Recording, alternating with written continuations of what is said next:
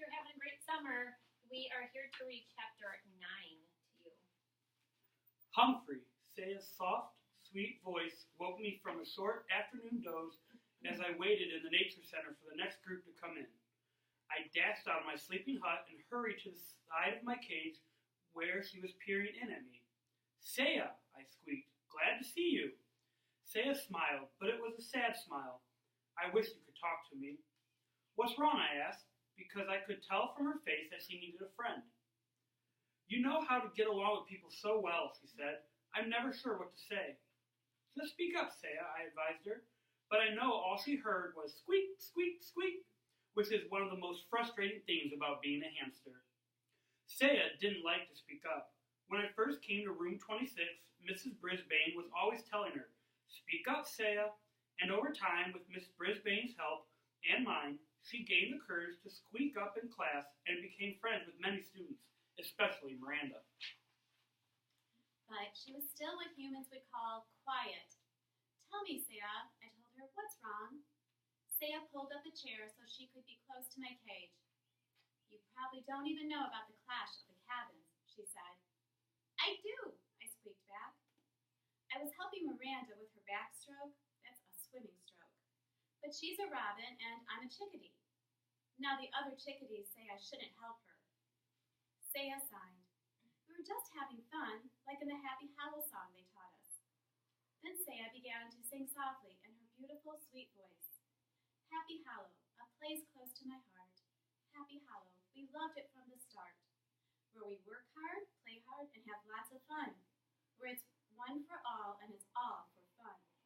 We'll remember forever these happy, magic days. We'll remember forever our sharing, caring ways. And for all the days and weeks and years that follow, we'll remember happy days at Happy Hollow. Saya's big dark eyes turned on me. You hear that, Humphrey? One for all and all for fun? Wouldn't it be more fun if we could all do things together, no matter what cabin we're in? It's only a song, I squeaked weakly, but I knew she was right. Well, thanks, Humphrey. Saya pushed her chair back and stood up. It's nice to know somebody will listen. I hopped on my wheel for a good, hard spin. While I was spinning, I talked to Og. I'd like to help humans. You know that, Og? But I don't see how one small hamster can make a whole big camp more fun, I said. I was huffing and puffing a bit, partly because I was spinning hard, but partly because I was getting a little worked up. Boing, boing, boing. Og splashed wildly in his tank. Okay, I'll think of something, I told him. Suddenly, the next group of campers streamed into the nature center along with Counselor Katie and Miss Mack. Okay, kids, who's ready to learn some more about the wonders of nature? Katie asked. A hand shot up and Miss Mack called on Noah. He was the boy from the Bob White's cabin who liked bats and knew a lot about nature. Why are these animals in cages? He asked, pointing to our table. Miss Mack explained that Lovey and Jake had been rescued and that Og and I were pets. Noah wrinkled his nose. Garter snakes live outside and they can get along almost anywhere. My Noah didn't know a lot. And hamsters are related to mice and rats. He'd probably be happier out in the woods, he said. Not necessarily, I squeaked. As much as Noah knew, he didn't understand everything about hamsters. I'm impressed with how much you know about animals, Katie said, but I'm not sure Humphrey would be safe outside. What do garter snakes eat? Noah looked up thinking. Bugs, worms, frogs, small rodents, he began. Hide! I yelled to Og as I darted into my sleeping hut. But Noah wasn't finished. I think we should let them out. No, a chorus of voices called. Not if Jake's going to eat Humphrey and Og. Ty shouted in a voice almost as loud as his brother AJ's. Calm down now, Miss Mack said gently. We hope to get Lovey back outside this summer, if she's ready. But Humphrey and Og are classroom pets, and Jake is kind of the camp mascot. Animals weren't meant to live in cages, Noah argued. They should roam free. The thought of roaming free at Camp Happy Hollow made me feel all shivery and quivery. Without a cage, what chance did a classroom hamster have when there were hooty owls and howlers? And when I thought of have Jake out there, the shivers and quivers turn to shakes and quakes. We'll talk more about it when we take our nature hike, Miss Mack said. Thanks for all the information, Noah. Noah seemed satisfied for now. That night, I ended up in the chickadee's nest. Saya carried me there, and on the way, she said, "You'll make it more fun, won't you, Humphrey?" She knew I'd at least try. I must say, the girls in the chickadee's cabin were very welcoming. Miranda's stepsister Abby was one of them. Once upon a time, I thought Abby was mean and crabby, but it turned out I was wrong. Sometimes it's good to be wrong. I didn't know any of the other girls except Saya, but they seemed quite nice. They all watched me climb my tree branch and oohed and awed and said how cute I was. I was perfectly normal behavior for humans. I think I made the cabin more fun, but then, as on the other nights, the girls left me alone while they went to the campfire. I was still surprised to see that Aldo and Miss Mack and the other counselors would take my friends to a dangerous fire. I will never, never, never understand humans, but I'll never stop trying. Once they were back, smelling a little smoky, Abby clicked and said, "Listen up, chickadees."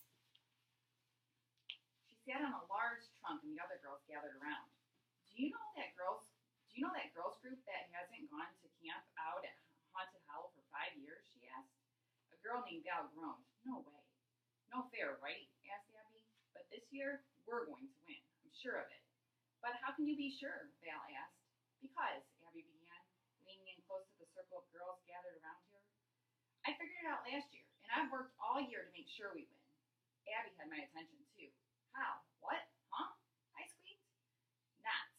Abby gave the word great emphasis. Nobody thinks about knots. The other chickadees looked as puzzled as I was.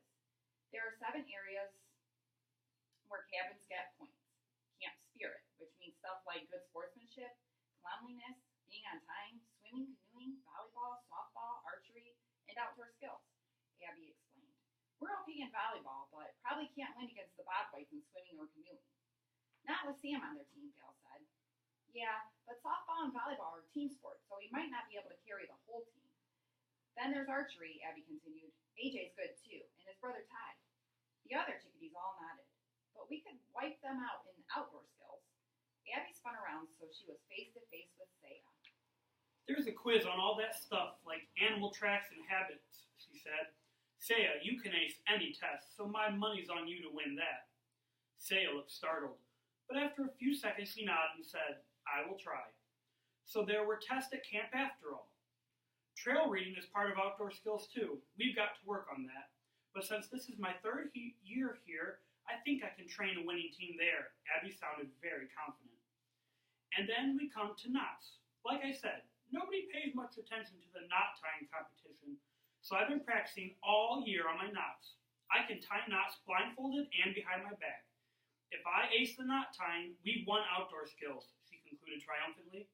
We just need to hold our own in the other events. Anybody good at archery? Val pointed to a tall girl with long braids. Marissa got a bullseye today. Abby walked over to Marissa. Fantastic, she said. Then we're counting on you. Any questions? I raised my paw. I guess I forgot I wasn't in room 26. But Marissa asked Abby the question I was thinking. Can we see you tie some knots? Abby reached in her trunk and pulled out a handful of rope pieces of different length and width. Anybody got a watch with the second hand, she asked. Saya did. Tie me, Saya, Abby said. First, a square knot. I scampered up to the top of my tree branch to get a good look as Abby took 2 ropes and began tying. According to Saya, it took her 4 seconds. The sheep shank was next. It took a second or 2 longer. The bowline looped around and around. Abby went so fast I could hardly see how she did it. The sheep bend was a very fancy knot, and the alpine butterfly was most impressive. Go, Abby, I squeaked in encouragement. It was quite a sight to watch her, and no knot took more than about 10 seconds. The other girls clapped and cheered when Abby finished. You are amazing, Val exclaimed. Even Sam couldn't top that. Thanks, Abby replied, but let's keep quiet about this. What goes on in the chickadee's nest stays in the chickadee's nest, and that means you, Saya. Saya looked completely surprised. Me?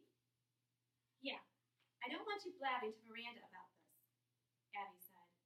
made sure she never saw me practicing. Miranda's dad was married to Abby's mom, so Miranda split her time between her dad's house and her mom's apartment. I won't blab, said Saya, but I must say, she looked miserable. The door swung open, and Katie poked her head in the door. Lights out in 10 minutes, ladies, she said. You too, Humphrey. After the door closed, Abby made everybody raise a hand and promise to keep their plans a secret.